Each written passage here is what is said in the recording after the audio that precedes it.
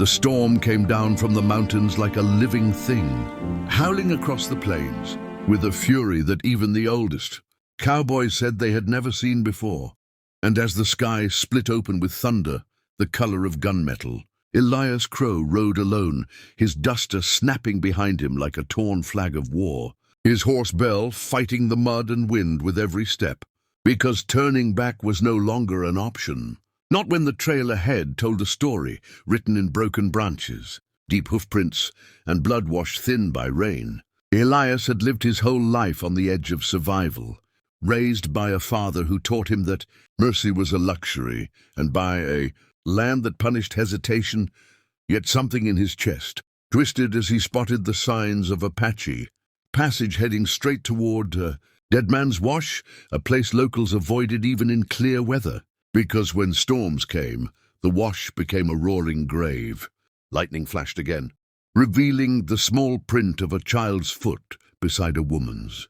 And that was when Elias slowed Bell and leaned down, his fingers brushing the soaked earth as if he could feel the fear still lingering there. And for a moment he remembered all the stories, whispered in saloons, stories that painted the Apache as shadows and monsters, but the trail in front of him spoke of exhaustion, of a mother carrying weight heavier than her body should bear. Thunder rolled so close it rattled his teeth, and Elias muttered a curse, not at the storm, but at himself, because he could have turned away, could have told himself it wasn't his fight. But the West had a way of deciding things for men, whether they liked it or not. He pressed on, rain stinging his eyes, until the land dropped suddenly, and the wash appeared, already swollen and churning, a brown, violent river ripping trees from its banks. And there, barely visible through sheets of rain, was a figure clinging to a fallen cottonwood, an Apache woman, her hair plastered to her face, one arm wrapped around a small child who cried weakly, the sound nearly swallowed by the storm. Elias felt his heart slam against his ribs because he knew the rules of this land, knew what helping could cost him. But he also knew that no rule written by fear could outweigh the sight of a child about to be taken by the flood.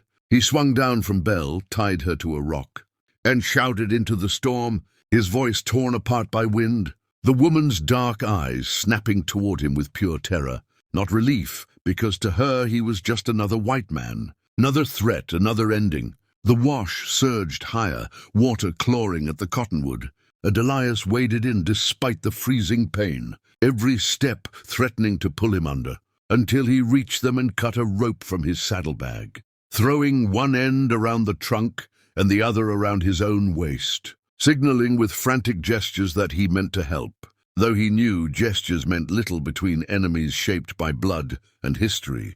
The child whimpered, his tiny hands gripping the woman.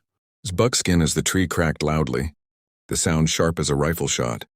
And that was when Elias acted without thinking, lifting the child first, pressing him against his chest beneath his coat to shield him from the rain, feeling how light he was, how fragile. And something inside Elias broke open, a part of him buried long ago when his own family was lost to this same unforgiving land. The woman hesitated only a second before trusting him, leaping forward as the tree finally tore free, water exploding around them. And Elias barely kept his footing as the current dragged at his legs, pain screaming through his body while he hauled them inch by inch toward the bank, every breath tasting like mud and lightning.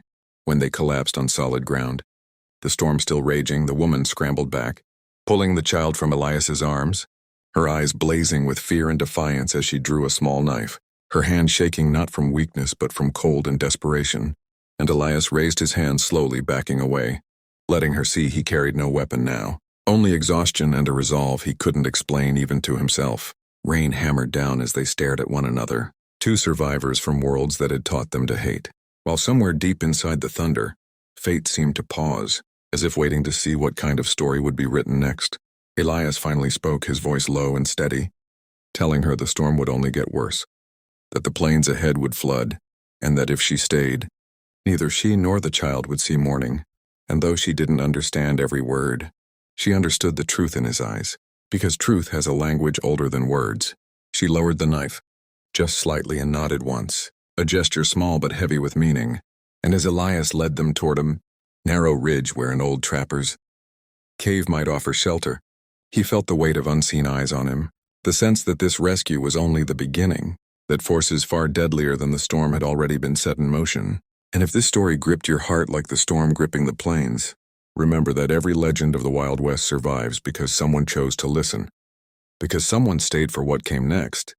And what comes next will test every belief Elias Crow has ever held about courage, loyalty, and the price of doing what's right. By the time they reached the ridge, the storm had transformed the world into something unrecognizable, a howling, violent chaos where the sky and earth seemed locked in a struggle for dominance. And Elias Crow felt every old injury in his bones as he guided the Apache woman and her child toward the narrow mouth of the trapper's cave, the wind clawing at them like unseen hands, desperate to pull them back into the flood.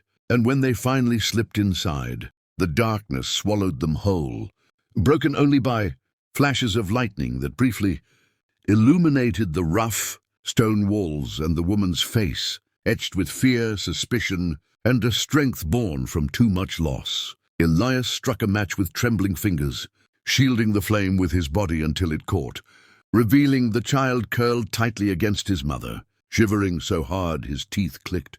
And without a word, Elias shrugged off his soaked coat and laid it around them, a silent offering that carried more weight than any promise. Because in the West, actions were the only currency that mattered. Outside, the storm screamed louder, rain hammering the rock above them, and for a long moment none of them spoke. Three souls bound together by chance and catastrophe, until the child's cough broke the silence deep and wet, and the woman's eyes flashed with panic as she pressed him closer, whispering words Elias couldn't understand, but felt all the same. He reached into his saddlebag and pulled out a small tin of dried meat and a flask, setting them down slowly, then backing away again, showing her that he would not force anything, because trust, once broken, could never truly be repaired. She watched him carefully, every movement measured, and when she finally reached for the food, Elias felt a strange relief, as if he'd crossed an invisible line between enemy and something far more dangerous, responsibility. The storm raged on through the night, and as hours crawled by, Elias kept watch near the cave entrance, rifle across his knees, listening not just to the thunder, but to the sounds beneath it, the subtle rhythms of the land that warned of approaching danger. And it wasn't long before he heard it, the distant echo of voices carried by the wind, rough and cruel, followed by laughter that had no warmth in it. Bounty hunters, he realized grimly, men who hunted, Apache families like animals, and wore their brutality like a badge of honor, men who would see the woman and child not as lives, but as profit. Elias's jaw tightened as memories surfaced. Saloon whispers, wanted posters, the unspoken agreement, among many settlers to look the other way, and for the first time in years, he felt shame burn hotter than anger. The woman noticed the change in him immediately, her body tensing, knife back in her hand, eyes questioning, and Elias whispered the truth as best he could, explaining that others were nearby, dangerous men, and that if they were found, the storm would be the least of their worries. Lightning flashed again, and in that instant, Elias made a decision that would forever change his path, one that no amount of whiskey or prayer could erase, because he stood chambered around and moved deeper into the shadows outside the cave, choosing to become the storm rather than be destroyed by it. The bounty hunters appeared through the rain like ghosts, 3 of them soaked and irritated, rifles slung low, one dragging a rope, and Elias felt a cold calm settle over him as he positioned himself among the rocks. Every breath slow, every sense sharpened, the teachings of his father echoing in his mind, not about killing, but about protecting what could not protect itself. When the first hunter stepped too close, Elias struck, the crack of his rifle swallowed by thunder, the man dropping without a sound, and chaos erupted instantly. Shouts and gunfire tearing through the rain as Elias moved with deadly precision, using the land, the storm, and the hunter's own arrogance against them. One man fled, slipping in the mud and disappearing into the darkness, while the last lay wounded, screaming curses until Elias stood over him, rain washing blood into the dirt. And for a moment Elias considered ending it, because that was the way of the West, simple and final. But then he thought of the child's cough, of the woman's eyes, and he turned away, leaving the man alive to carry a story that would spread fear instead of profit. When Elias returned to the cave, exhausted and bleeding from a shallow cut on his arm, the woman stared at him not with fear this time, but with something closer to awe, and she spoke his name, Elias, having heard it when he cursed himself earlier. And that simple act, saying his name, felt like forgiveness he didn't deserve. Dawn came slowly, the storm finally breaking, sunlight spilling over a land scarred but still breathing.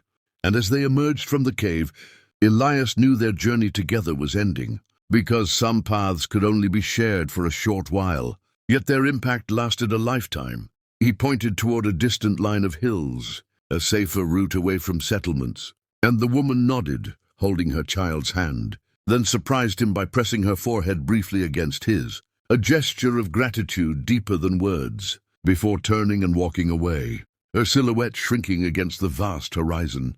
Elias stood there long after they were gone, rain-soaked, wounded and changed, understanding that legends weren't born from gunfights or gold, but from moments when a man chose compassion over fear. And if this tale stirred something inside you, if you felt the thunder, the danger, and the humanity of the Wild West, then staying with stories like this keeps those legends alive, because as long as someone listens, the truth of what happened out here will never fade.